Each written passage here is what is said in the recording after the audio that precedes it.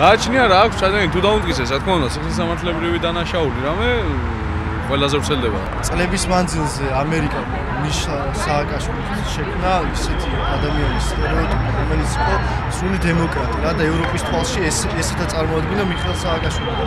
ეხლა რომ დაიჭირონ, უბრალოდ არ გამოვა, იმიტომ რომ მაშინ გამოდის, რომ ეს ყველაფერი სიყალბე. უნდა დაიჭირონ, მაგრამ ვერ დაიჭირა და ვერ მოახერხება.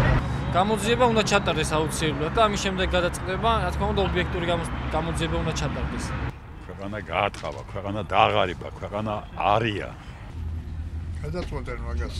ჩვენი გადასაწყვეტი არ არის ეს. კი, უნდა დაიჭირო. ბახან პრეზიდენტი იყო, არ გამორიცხავს იმას, რომ პასუხისმგებლობა უნდა აიცილოს თავიდან.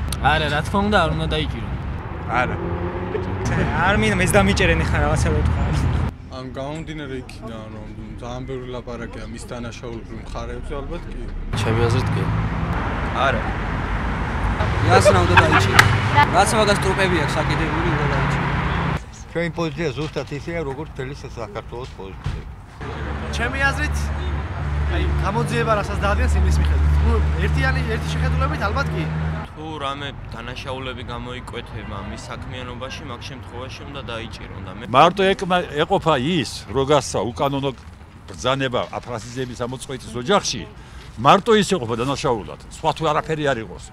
რატო ამოწყვიტა სასამართლოს გადაწყვეტილების გარეშე?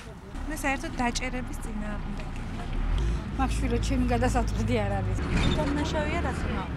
რას ვსაუბრია, ტერიტორიები დაუკარგეთ და ხალხი დააჩმორა, ხალხი გაუბედურა, დააღარიბა, გაძარცვა, სახლით, მიწით, ყველაფრით გაძარცვა ხალხი.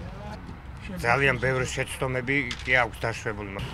ჩემის აზრით უნდა დააკავონ, იმიტომ რომ ძალიან ბევრი შეცდომები აქვს დაშვებული და მაგის გულზე ახლა ძალიან დიდი ის სადებს რა.